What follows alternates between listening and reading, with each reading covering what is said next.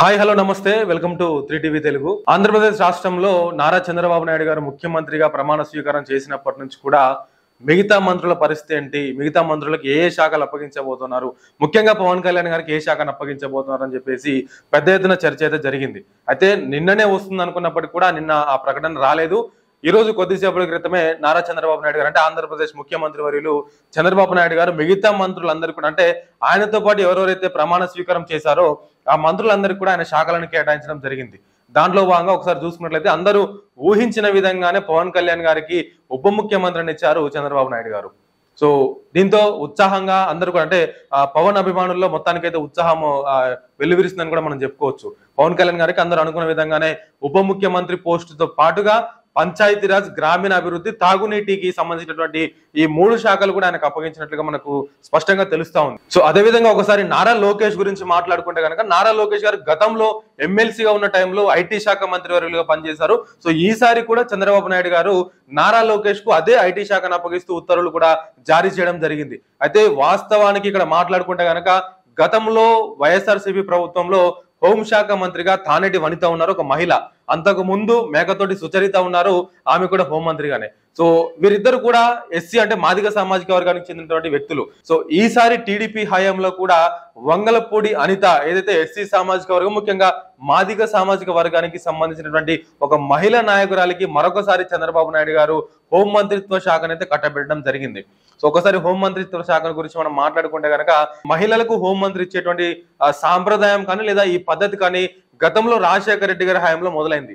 ఏదైతే ఉమ్మడి ఆంధ్రప్రదేశ్ ముఖ్యమంత్రిగా రాజశేఖర రెడ్డి గారు ఉన్నారో వారి హయాంలో సబితా ఇంద్రారెడ్డి గారికి మొట్టమొదటిసారి హోంశాఖ మంత్రి ఇవ్వడము, దాని తర్వాత అటు వైఎస్ జగన్మోహన్ రెడ్డి గారు, ఇప్పుడు చంద్రబాబు నాయుడు గారు వంగలపూడి అనితకైతే హోంశాఖ మంత్రిని ఇస్తూ ఉత్తర్వులు కూడా జారీ చేయడం జరిగింది. అదేవిధంగా గుమ్మడి సంధ్యారాణి విషయానికి సంబంధించి ఒకసారి మాట్లాడుకుంటే కనుక గుమ్మడి సంధ్యారాణి గారికి మహిళా శిశు సంక్షేమ శాఖ మంత్రి వారికి ఆ శాఖను కూడా అప్పగిస్తూ ఉత్తర్వులు కూడా జారీ చేయడం జరిగింది. ఇక అనగాని సత్యప్రసాద్ విషయానికి సంబంధించి మాట్లాడుకుంటే అనగాని సత్యప్రసాద్ గారికి రెవెన్యూ శాఖనిస్తూ చంద్రబాబు గారు అయితే ఆదేశాలు జారీ చేయడం జరిగింది. కొలను పార్థసారథి గురించి మాట్లాడుకుంటే కనుక కొలను పార్థసారథి గారికి హౌసింగ్ మరియు సమాచార శాఖనిస్తూ చంద్రబాబు నాయుడు గారు ఉత్తర్వులు జారీ చేయడం జరిగింది. ఇక డోలా బాలవీరేంజనాయ స్వామి గారి గురించి మాట్లాడుకుంటే కనుక ఆయన కూడా ఎస్సీ సంక్షేమ శాఖను అప్పగిస్తూ చంద్రబాబు నాయుడు గారు ఉత్తర్వులు జారీ చేయడం జరిగింది. అదేవిధంగా గొట్టిపాటి రవికుమార్ గారికి విద్యుత్ శాఖ, బీసీ జనార్దన్ రెడ్డి గారికి రోడ్లు భవనాల శాఖనిస్తూ చంద్రబాబు నాయుడు గారు అయితే ఉత్తర్వులు జారీ చేయడం జరిగింది. అదేవిధంగా టీజీ భరత్ గారికి పరిశ్రమల శాఖను అప్పగిస్తూ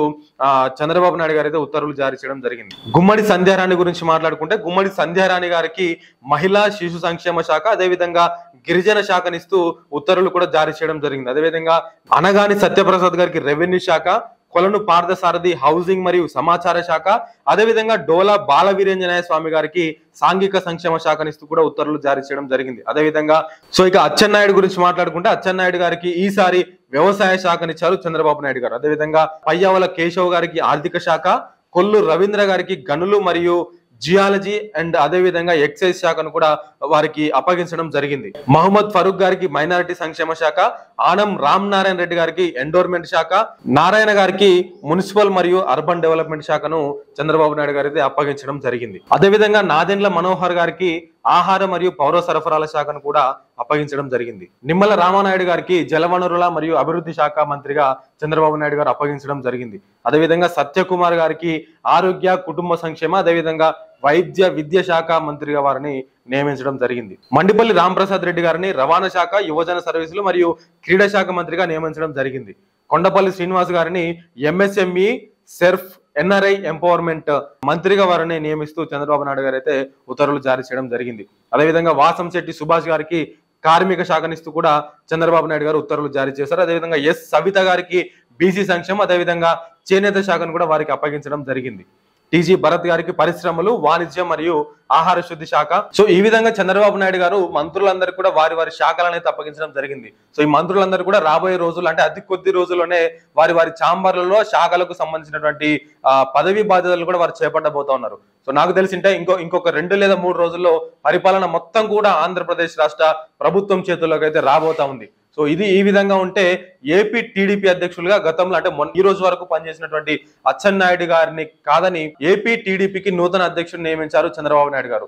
పల్లా శ్రీనివాస్ గారిని ఏపీ టీడీపీ అధ్యక్షుడిగా నియమిస్తూ ఉత్తర్వులు జారీ చేశారు చంద్రబాబు నాయుడు గారు. గతంలో ఈ పదవిలో అచ్చెన్నాయుడు గారు ఉన్నారు. మళ్ళీ ఈసారి అచ్చెన్నాయుడు గారికి కాకుండా, ఎందుకంటే వారు మంత్రిగా వచ్చారు కాబట్టి ఈసారి అచ్చెన్నాయుడు గారికి కాకుండా పల్లా శ్రీనివాస్ గారికి ఏపీ టీడీపీ అధ్యక్షుడిగా చంద్రబాబు నాయుడు గారు అయితే నియమిస్తూ ఉత్తర్వులు జారీ చేశారు. సో ఈ విధంగా దాదాపు ఒక చంద్రబాబు నాయుడు గారి టీం మొత్తం కూడా అంటే 4.0 ఏదైనా 4వసారి ముఖ్యమంత్రిగా ప్రమాణ స్వీకారం చేసినటువంటి చంద్రబాబు నాయుడు గారి టీం మొత్తం కూడా రెడీ అయిందని చెప్పేసి మనకైతే స్పష్టంగా తెలుస్తోంది. చూద్దాం మరి పవన్ కళ్యాణ్ గారు ఏ విధంగా ముందుకు వెళ్ళబోతా ఉన్నారు, చంద్రబాబు నాయుడు గారు ఏ విధంగా ముందుకు వెళ్ళబోతా ఉన్నారు. అందరూ అనుకున్నారు పవన్ కళ్యాణ్ గారికి హోంశాఖ ఇస్తారు లేదా ఆర్థిక శాఖ ఇస్తారు, ఇట్లాంటి ముఖ్యమైన శాఖలు ఇస్తారేమో అనుకున్నారు. కానీ అయినప్పటికీ పవన్ కళ్యాణ్ గారికి పంచాయతీ రాజ్ తో పాటు ఇంకొన్ని శాఖలు కూడా వారికైతే స్పష్టంగా అప్పగించారు చంద్రబాబు నాయుడు గారు. సో కాబట్టి చూద్దాం ఏం జరగబోతుంది ఆంధ్రప్రదేశ్ రాష్ట్ర పరిపాలనలో. మరోపక్క అన్నా క్యాంటీన్లను కొద్దిసేపటి క్రితమే చంద్రబాబు నాయుడు గారు అయితే ప్రారంభం చేయడం జరిగింది. సో ఇటువంటి విషయాలన్నిటి పట్ల మరొకసారి నేను మీ ముందుకు వచ్చేటువంటి ప్రయత్నం చేస్తాను. అంతవరకు చూస్తూనే ఉండండి 3TV తెలుగు.